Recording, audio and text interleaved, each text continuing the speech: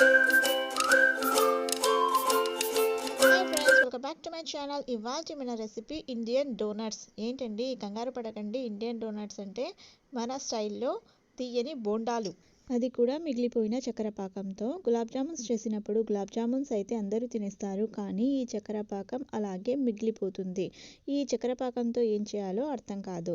అటువంటప్పుడు ఈ చక్కెర పాకంతో మీరు ఈ స్వీట్ బోండాస్ని ప్రిపేర్ చేసి అందరికీ పెట్టండి, చాలా ఇష్టంగా తింటారు. సో నా దగ్గర అయితే 1 కప్పు చక్కెర పాకం మిగిలింది. ఇప్పుడు నేను ఇందులో ఒక 1/2 టీ స్పూన్ వరకు బేకింగ్ సోడా వేసుకున్నాను. తర్వాత 1 కప్పు గోధుమ పిండి వేసుకున్నాను. తర్వాత కొంచెం క్రంచీనెస్ కోసం 2 టీ స్పూన్లు బొంబాయి రవ్వ వేసుకున్నాను.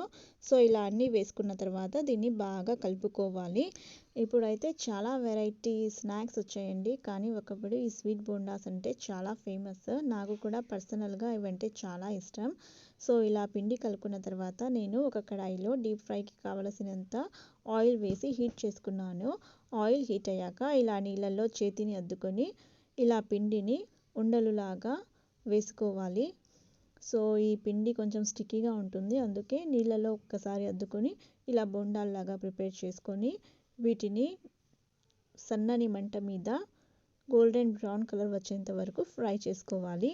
ఇవి బెల్లంతో కూడా ప్రిపేర్ చేస్తారండి. మీకు ఆ రెసిపీ కావాలంటే నాకు కమెంట్ చేయండి, నేను బెల్లంతో కూడా దీన్ని ప్రిపేర్ చేసి చూపిస్తాను.